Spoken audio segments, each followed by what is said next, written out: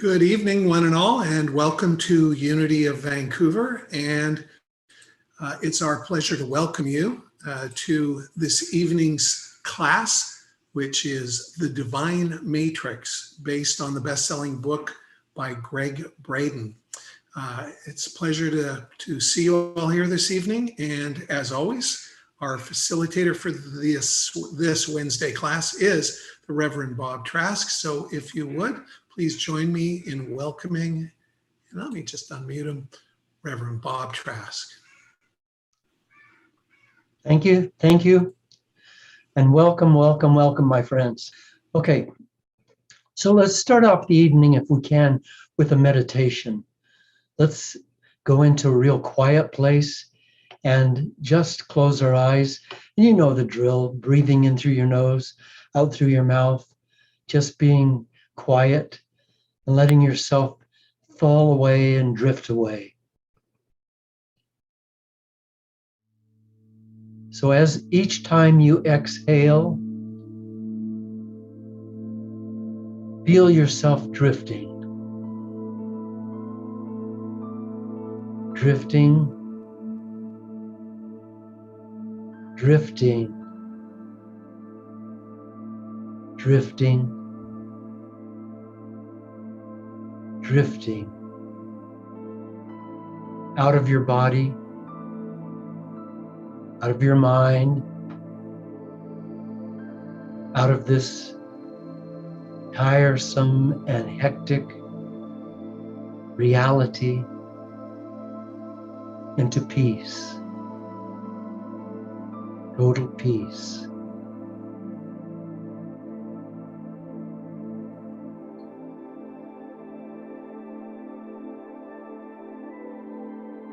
Drifting as you breathe, not thinking about your breath, just being aware and drifting.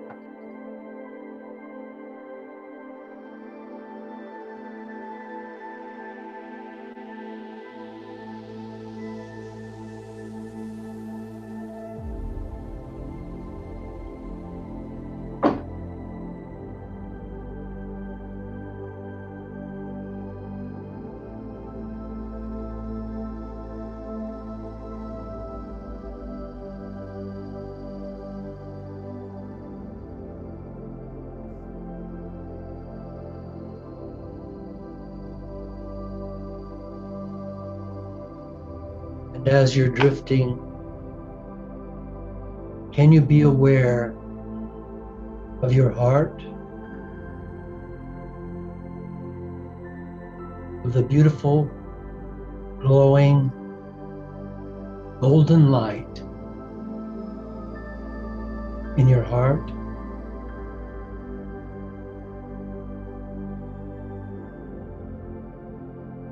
And you can feel it expanding. The passion of love and well-being.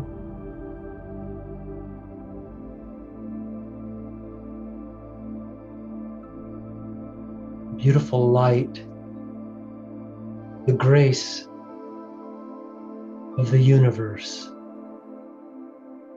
lives in your heart.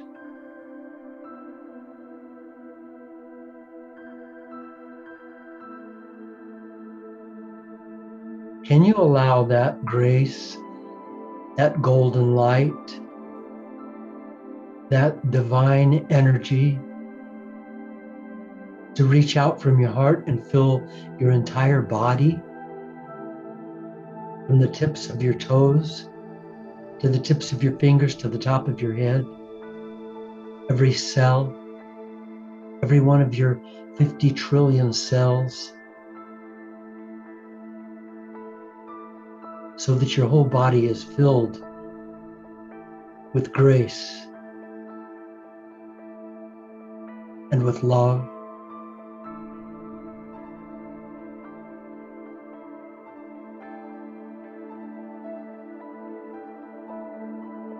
And that's you inside your body. That's what you're feeling.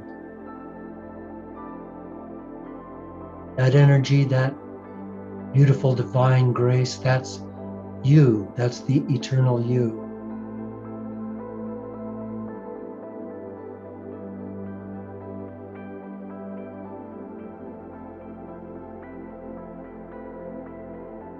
Every cell in your body is smiling at this moment.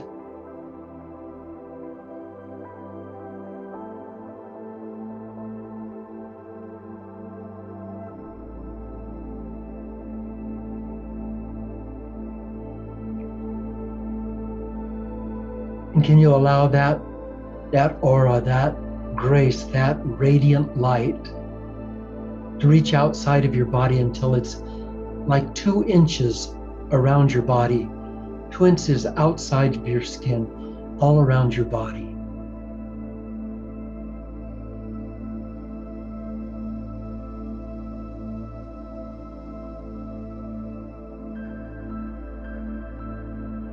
And then now 5 inches.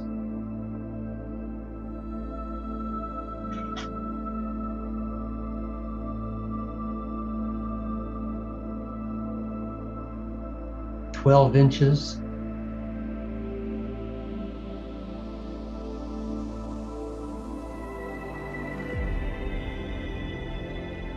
a meter. Let it be a meter outside of your body in all directions. That beautiful, blessed energy, that golden light, that grace of the one great presence in the universe. And that's you eternally.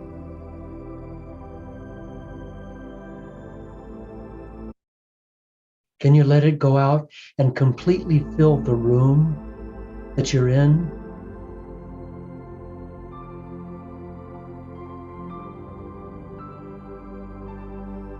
And then the house.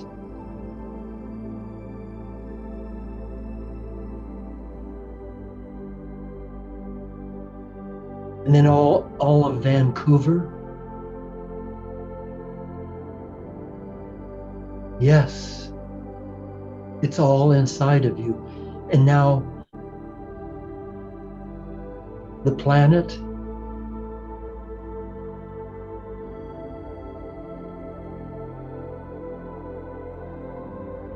and the universe.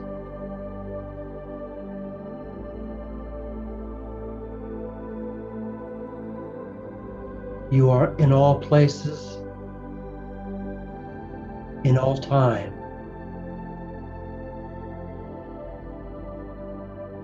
Either you are the radiance of love,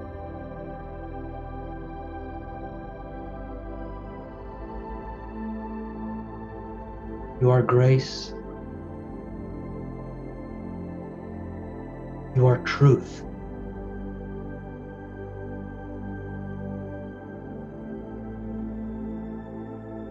You and God are one.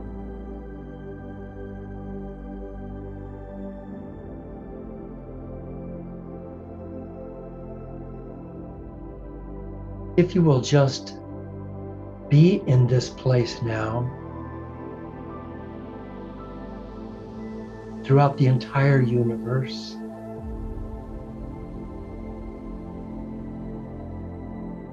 and if a thought should come to your mind,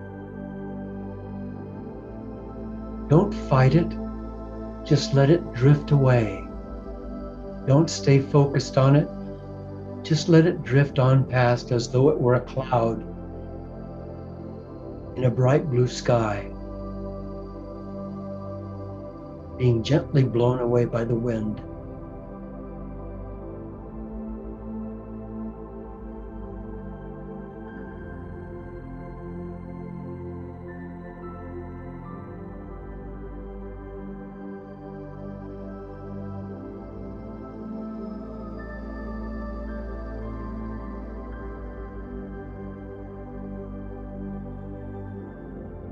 And all of this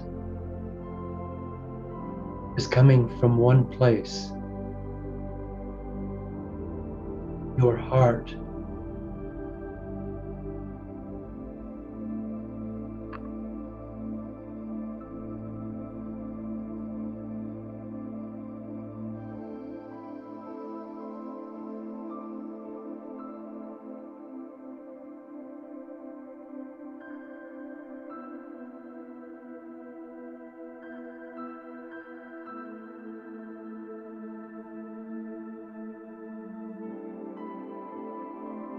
You are so precious.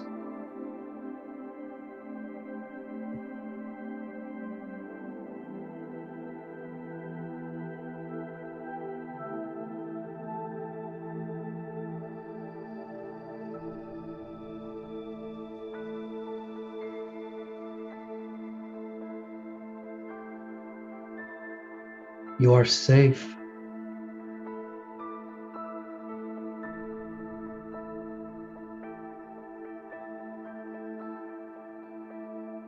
You are completely well. You are completely well.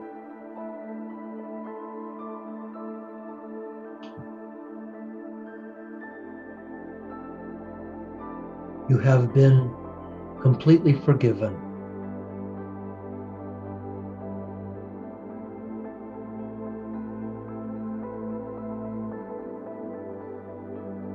You have been completely forgiven.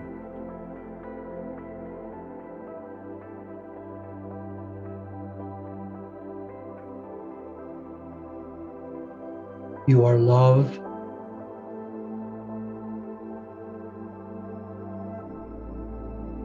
You are loved.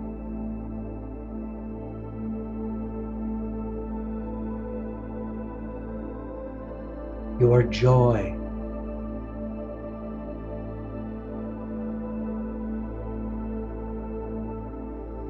You are joy.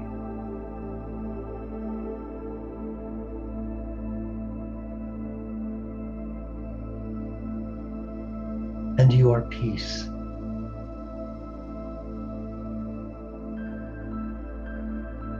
And you are peace.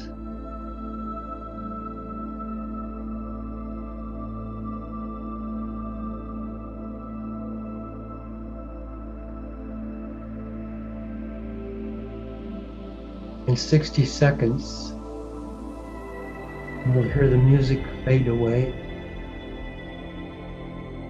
And when that happens, please come back to the training room and bring with you this beautiful person that you are.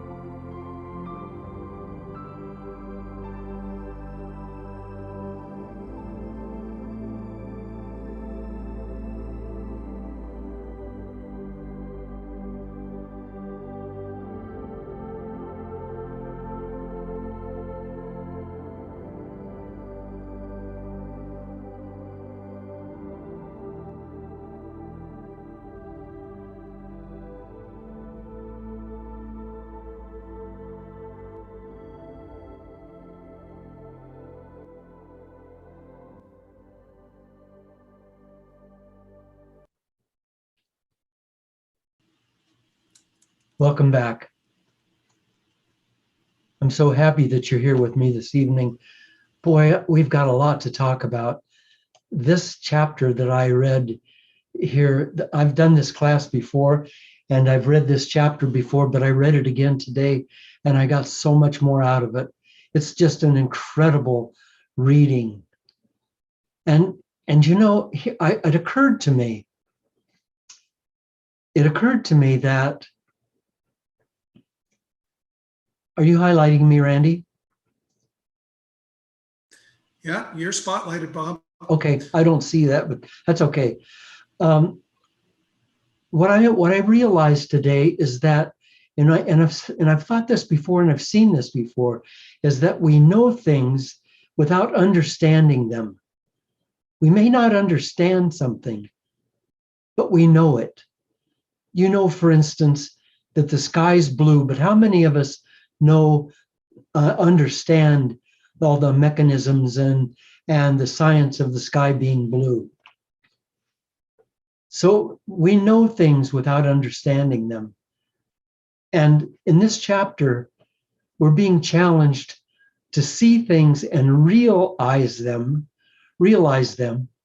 without actually maybe understanding them. I must tell you, in my work in this field of metaphysics and spirituality, I've come to know that understanding is very much overrated, very much overrated. Knowing is very different. Realizing is very different than understanding. Understanding is a logical concept. It's an intellectual concept, and it's a good thing. I think it's really wise to understand. But when we're moving in these areas beyond the physical, when we're moving in the fourth and fifth dimensions, that's beyond the intellect's ability to understand. And if we allow our need to understand to limit us, to hold us back, then we can't go forward. There's a trail that goes, I live in a cul-de-sac, and there's a trail that goes from the end of my cul-de-sac, and it goes through the forest.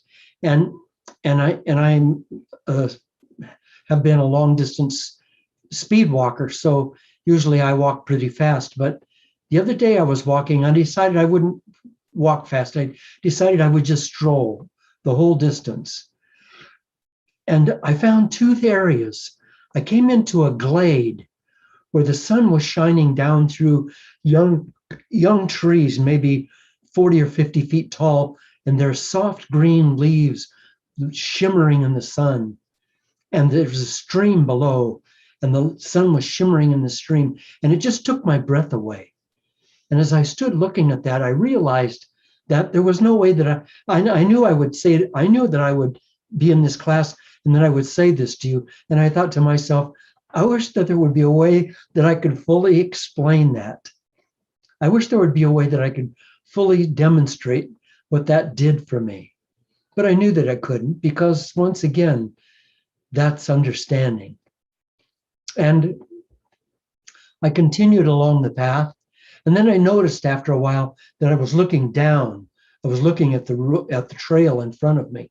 So I picked my head up in time to see a cottonwood tree that must have been well over 100 feet tall. And it had several branches, several trunks coming up. And it was against the blue sky, and the leaves were just shimmering. And it was immense, gorgeous, deep green, so incredibly beautiful. But it was more than beautiful. It was majestic. It was moving inside of me. And as I stood there and looked at the tree, I said, you know, the reason I know, because of my work and my meditations and my years in this field, I know that the reason I'm so moved by that tree is because that tree is inside of me. Because there's only one of us here. The tree and I are one. And I could feel the immensity and the majesty and the peace and the glory of that huge, beautiful being leaning against the blue sky. And it will be in my mind for a long time. I was once out in the Straits of Juan de Fuca between Canada and the US, and I was in a small boat, like 15-foot boat, and I was by myself. And I was trolling.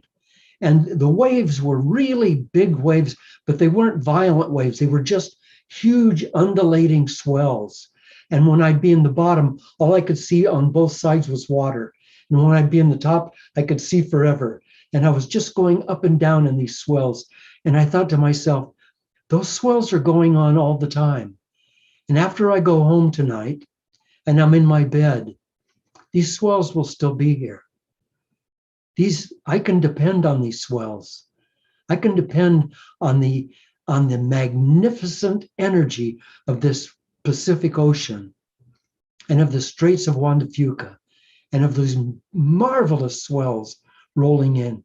I can depend on that to always be here.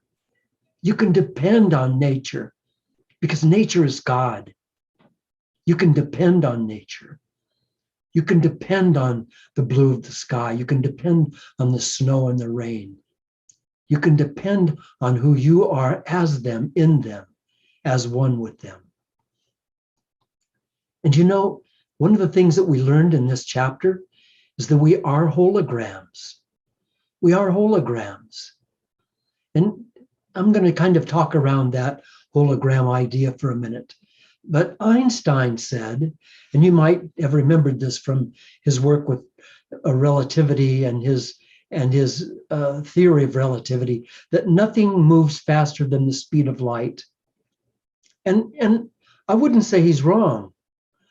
I wouldn't say he's wrong, although a lot of the scientific stuff that we're reading right now seems to prove that he's wrong, that something does move faster than the speed of light, because if you take these twin photons and move them apart, or if you take the DNA from its host and move it apart as much as 350 miles apart, and who knows how much farther, because that's as far as they tested it, as you stimulate one place, the other place is simultaneously stimulated at the same instant. So that's faster than the speed of light. But see, there's a mistake in saying that it's faster, because faster means that it would be traveling, like something's traveling from the host to this DNA sample in a tissue that's 350 miles away, but nothing's traveling. This is the importance of tonight. Nothing's traveling. So when they have these, you have these twin photons and you move them a mile apart, 1,000 miles apart, 2,000 miles apart, doesn't make any difference. And you stimulate one, the other is stimulated exactly at the same instant in the exact same way, because nothing's traveling, because they are still one. Energy is not generated and sent from one place to another. This is brand new. Stay with me. This is brand new information. This is going to change our paradigm, change our minds. Energy does not travel from here to another place. Energy is in all time, in all space, always, in all ways. Energy is the vibration of life in multiple forms, but it's the vibration of life. And it goes on forever and ever and ever. And forever and ever and ever is where? Right here, right now. If all time in all space are now stay with me, because this is going to get a little heady here.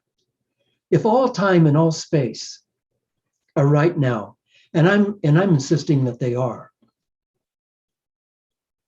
then can we change yesterday? Whoa, wait a minute. Because we've been talking for a long time through several classes about the past is the past, and it's done, and it's finished, and it's fantasy, and you can't go there. Except that, I have some stories that I can tell you about my past. I've just told you several, just in the last few minutes, stories about my past. Is that real, or are those just my stories? I remember it, but does that mean that it really happened? Because there's only one place and time, and that's right here, right now. So where's the past then? If there's only right here, right now, stay with me. I know this is a little heady, but if there's only right here, right now, if that's all there is, and you have a story about the past, then where is that? And when is that? And if it doesn't exist anymore, then right here, right now, you can change that. I don't mean that if you wrecked your car one day, you can now say, I didn't wreck my car, and that will change the past. But what can change is the meaning of what happened and the purpose of what happened. Because as soon as whatever happened, whether it was good or bad, the first time you made love, the first time you ate a strawberry, the first time you got your heart broken, the first time somebody really put you down, the first time you felt totally defeated and alone and lost, the first time, all of those times when that happened, you made decisions about yourself. and so did I. In other words, we gave those events meaning.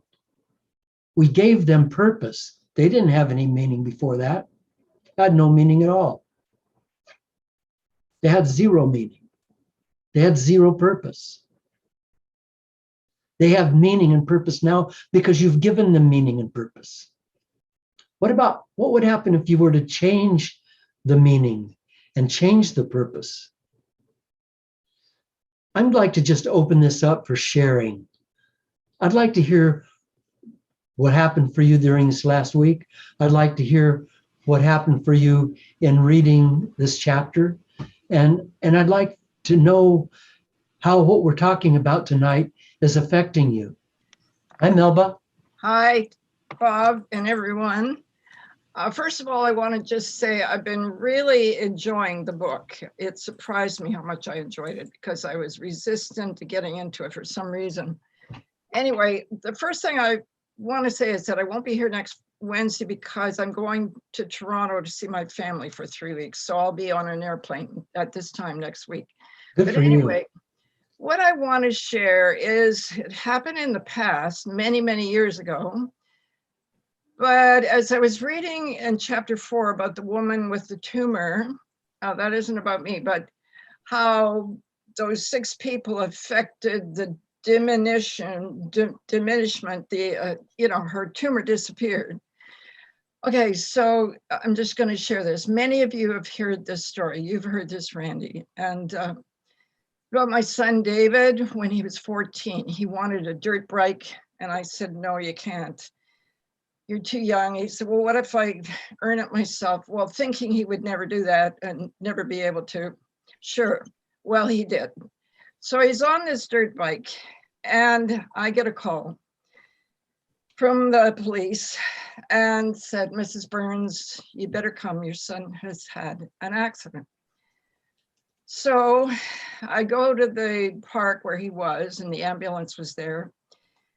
And David's leg was in a balloon cast at that point. So what had happened, David was going down the hill, which all the kids were doing in this little situation in Denver, and this new kid was coming up, or vice versa, whatever it was. David was on a 100 Yamaha bike, and the other boy was on a 250 Kawasaki. So David, although he had a great helmet, we hadn't bought boots yet.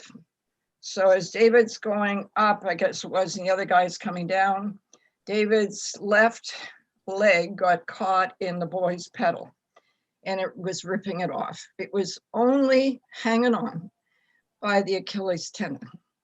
I didn't know this at the time, but okay, so David was 14 and he had been resisting me at that point, wasn't being very affectionate. Well, in the ambulance, he grabbed onto my hand and I thought, boy, something's different. So we get to the hospital and a long story short, a neighbor drove to the hospital beside the ambulance. Her name is Mary Lane.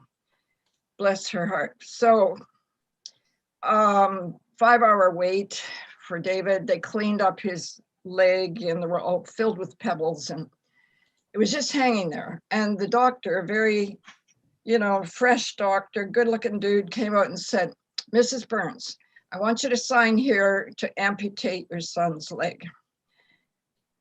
And, I felt like I was blown against the wall. I can't even explain it. It was just talk about emotion. And David's, a natural athlete. And all I could say was, no, fix it. Please fix it. And he said, you're going to be sorry. We will do it. Your son, you could get infection. This is a bad decision. So finally, David went into the hospital bed and I drove home after several hours and Mary Lane had waited with me. And on the way back, she said to me, would you like a prayer chain? I said, what's that? This was before I'd done any spiritual work. She said, people will pray around the clock for your son. Mary Lane's a Baptist, we didn't sort of go on the same wavelength, a lot of things. But anyway, I said, well, sure, can't help. I can't hurt. Well, to make a long story short, and then David's leg is up in a cast in the hospital. So he couldn't see that he almost didn't have a leg. It was there. And we wouldn't let him see the newspaper that reported he had his leg amputated. So he was seeing it there, and people were praying around the clock. And 2 weeks later, his big toe moved. And it was a real miracle. So to make a long story short, I know I get emotional when I tell this story. He had several operations. And the doctors said to me after the last operation, we have no idea how your son still has his leg, Mrs. Burns. We have no idea. And I said, well, I think it's the power of prayer. And then 1 year later, David was playing tennis on the tennis team at high school. So, I mean, that today, reading that story about the woman and the tumor being healed, and so what that David's story, I've told it many times, it's in me. And it happened many, many, many, many years ago, but it reminds me of what you're talking about, Bob, and what the author is talking about in the book. It's like, yes, there is this quantum field. Yes, and there was such emotion involved when I said, no, fix it. It's like, no, my son still has his leg. He's a natural athlete. You can't take that away from him, sort of thing. And so I guess I've regained and reclaimed that aspect for me and my books going out there and for my life, no matter what age I am. And so it was very empowering. It's very empowering. Thank you for hearing me. Thank you. Thank you for sharing. It's a beautiful story. Thank you, Melba. It's just a beautiful story. Thank you. And what you've demonstrated to us, and what you demonstrated for yourself in your own life, and there's no accidents. Yeah. I mean, certainly you could say that what happened to David was an accident, but in another sense, there are no accidents, because once something happens, it has purpose. Mm-hmm. And it has meaning. Yeah. But we decide what the purpose and meaning is after it happens. Yeah. And that's where we have to be careful. And that's what you did. Thank God. Yeah. Thank you, Melba. It was. Thank you. Thanks for letting me share it today. Who else would like to share? I want to hear from you. We have Kayla coming right up. Hi, Bob. Yes. There are two things that really struck me in this chapter. The first was I've been a Reiki master and a healer in many, many ways for years. And I've done a lot of, and we would always call it distant healing. But for me, it was always about the feeling of the healing taking place and being right there. Hello? Yeah, we're all on. Okay. Yeah, I can hear you. I can hear you. Is there a problem? No, Keila, I hear you fine. Okay. All right. And and I love that example that was given of the tumor disappearing, because I witnessed many times miracles happening within people in their healing. So that was one of the things, and I love that. The other thing that really struck me was about the experimentation that TM did. And I was very aware of that and have talked about that in my classes too. And more recently, what has been coming up for me around that whole thing is with this vaccine and with COVID-19, and how there are camps. I'm not going to take a vaccine. And there seems to be two camps of people that are doing it and not doing it. And what has come to me in the last week has been how there needs to be a middle group, that really what we're doing, and some of us have been doing this, I've been doing this with some people I work with and do visualizations with, is to change the nature of the DNA of this COVID-19 so that it doesn't have the power that seemingly it has for some people. And to get people, instead of looking at the conspiracy theories and all of those things and about the COVID and about what the vaccines are doing, for us to see the change in it. And what we began to do was to put love into that space so that when people were getting a vaccine, they were getting something to shift what was going on in their body, and to really feel a loving vibration coming through, and whatever way they needed the healing to take place for that. And I just, what I has been, how do we get this out? How do we get this word out to get all of us to do this on a regular basis, to see this happening? Because if all of us, even here, those of us here tonight, were to do that once a day, to put that energy out, what can we do with a hologram, in the universe to make a difference? I don't know if I've explained it, but I mean, it's more complicated, but anyways. Well, so what then would be your suggestion, Kayla? Well, my suggestion would be to see for each of us to see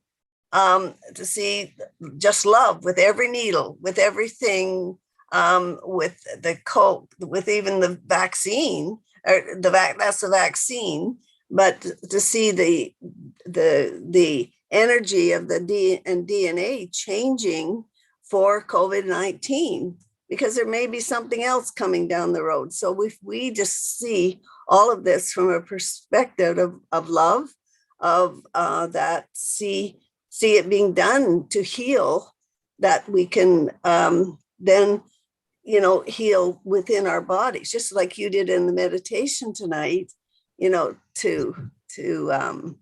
help that to happen. Thank you, Kayla. Thank you. I completely agree with you. And we're going to talk more a little bit later tonight about how we, as this class, can actually make that happen. Neat. Thank Thank you. you. Okay, thanks. We don't have any hands up at the moment. Anybody that would like to ask a question, please raise your hand. So if you decide that you'd like to jump in, please jump in. But I want to talk just for a little bit about holograms. I was somewhere, and it might have been at the World's Fair in Vancouver. I just can't remember exactly where it was. And I went into a room, and this was a demonstration. Went into a room, and it was a rather darkened room, and there was some sort of a table or podium or something in the center of the room, and standing above it, about maybe 3 or 3.5, 4 feet high, was a woman that was actually a hologram. And she was talking, and you could walk all the way around her and see her from all sides. And she was talking. She was just there in the room. And I was so incredibly fascinated with that. So now they have things like in your driver's license or in your money. If you look in your wallet, there are holograms in there. Credit cards have holograms, but those are different. What you're looking at is, you put it in the light a certain way and it becomes 3-dimensional. And yes, surely that is a hologram, but the kind of holograms that I'm talking about were something different. And I remember reading that the subject, the woman, for instance, that you're taking a picture of, that you're sending a laser light to her, but the laser light's getting split, and half of it's going to her and hitting her, and then radiating onto the recording substance, whatever that is. And the other one is hitting a mirror and then bouncing over to her or to the recording substance. So somehow that, don't ask me how, it's above my pay grade. Somehow that means that you can see 360 degrees all the way around something. Now, I don't really understand that, but holography's been known for a long, long time. And one of the more subtle and more truthful facts about hologram, and that's why that they can create this so that you can see all the way around it, because what the truth of a hologram is that the smallest part of a thing contains the whole of a thing. The tiniest part of anything contains the whole of everything. And in our meditation tonight, we saw that. If you really went along in that meditation, you really did feel the entire universe inside of you, as it is inside of you, as you are inside of it, because you and the universe are one. You are a tiny, tiny mote of dust compared to the vastness of this universe. And yet, the vastness of this universe is all contained within you. Everything is contained within you. Why is that so important? Why is that so important for us to talk about that tonight and to know that? Because, boy, I really want us to get this. I said earlier that energy doesn't go from here to there. I've said before that energy always travels in frequencies. Let me take that back. Energy has frequencies, and the frequencies are wave patterns. And the wave patterns always carry information, which means they're intelligent, which means frequencies are intelligent, which means energy is intelligent. And energy is all things at all times in all places. The space between you and your monitor right now, you're looking at my face on the monitor, but if you look at the space between you and the monitor, that's filled with energy. That's filled with the grace of God. That's filled with the presence of the divine. That's filled with what we're calling the divine matrix. It's all there. All of it is there. Everything is all. Why it's so important to know that is because, and those of you who are Reiki masters, and I just get an idea in this congregation, there's a bunch of you that do Reiki or teach Reiki or are Reiki masters. And I'd be willing to bet that you have come to the conclusion a long time ago that there's no such thing as distance. If you're thinking about somebody in Tokyo, that right now, incidentally, the Canadian women's softball team is playing the US American women's softball team. So those two teams that we both love are playing against each other in the Olympics tonight. You want to send a good feeling to your team or to somebody on your team. As you send it, it's arrived. It's arrived at the instant you thought it. At the instant that you send your blessing, at the instant that you think, God bless our team, that instant your team feels that blessing. There's no distance, and you are the creator. So there's no, I don't know whether they got it or not. Of course they got it. Of course they got it. If you're willing to do it. The reason we oftentimes don't do it is because we doubt ourselves. Oh, we doubters. Oh, we have little faith. So if you know that the entire universe and multiverse, all dimensions and all other dimensions are all one energy in multiple forms, mountains, streams, rivers, lakes, cucumbers, butterflies, starships, baby rattles, all different things. But all of that is an orchestration of one energy. All of it is one energy, one beautiful melody playing, all of it. And you are in that not only as a part of that, but you're one of the instruments so you can be heard, so you can send your blessing and you can send your love anywhere you want, at any time that you want. So I'm going to have Randy, if you will, please put you into breakout rooms. But I want to tell you what your breakout question is. And this is important. And I want to spend just a minute talking about this. Just before we do the breakout question, we had one question somebody had from earlier on. Do you want to take care of that now, or do you want to do it when Absolutely. Let's take care of it now. Okay. So let's bring Ryan up, please.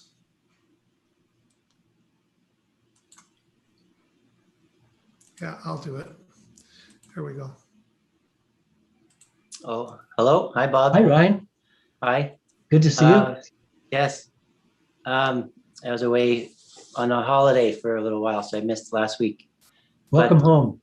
Yeah. Just in terms of remaking meaning of like recent events. So I had a significant relationship end 6 months ago. We were together 6 years, and so it's taken. I'm pretty heartbroken about that, and it was a big loss. Feeling better each month is easier than the last month, but just trying to find ways to find, as you say, reinterpret the meaning and the purpose of, like a loss of a significant relationship, like, we were common law and so on. So, because I know in time, maybe 2 years from now, I could look back and say, oh, I've met someone who's more, a better match. And in the meantime, when I try to recreate meaning or purpose, I don't want to say I feel like I'm lying to myself, but it's like words that are still on top of a lot of hurt, a lot of grief, and yet I'm I'm just trying to find ways that will help me move forward by reinterpreting what happened, I'm really glad you said that. I can't tell you how thankful I am that you said that you had the courage to come forward with that sharing. And the reason that I'm so pleased with you for that is that's a question that many of us have, and it didn't occur to me to address that until this moment. And that's that when something happens to you and it's very, very hurtful, it sounds like complete phoniness to start telling yourself, oh, this is for the best. Oh, this is a good thing. This is for the best. That just sounds like total nonsense because the pain is so deep. So at that point, all I'm asking for, and not only you, Ryan, but all of the rest of you, is just don't make a decision. Don't go there. If you need an affirmation, here's your affirmation. All is good. All is God. All is love. All is good, all is God, all is love. And hang on, just hang on. Mm-hmm. But don't make any decisions, because if you make a decision, I swear you'll probably make it about yourself. That I wasn't worthy, that I didn't do enough, that I wasn't good enough, that I wasn't that I wasn't enough. Don't go there. We make decisions. Been there. Yeah, Been there, done that. And we make decisions about ourselves, and then we spend the rest of our life living up to those decisions that we made. Such a mistake. I can't tell you how many times I counseled people whose father or mother was an alcoholic, who then married an alcoholic, and then got divorced and married an alcoholic, and then got divorced and married an alcoholic.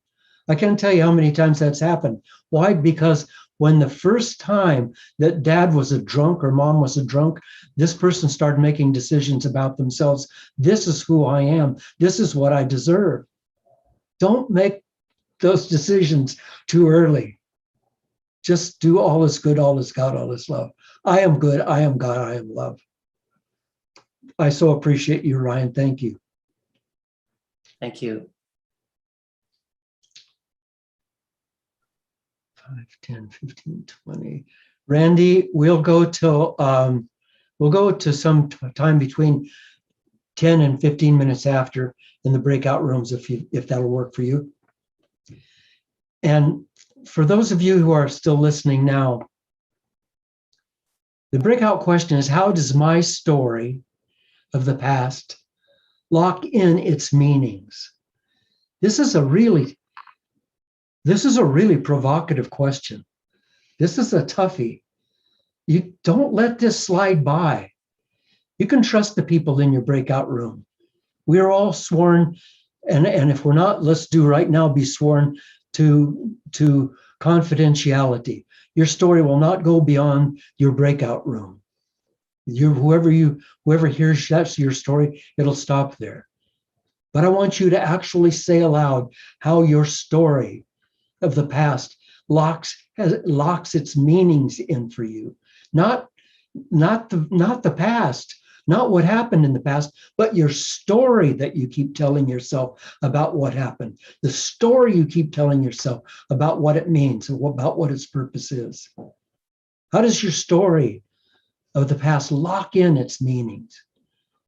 And how can you tell your story differently so that the meaning changes? Remember, the past and the future are all happening right now.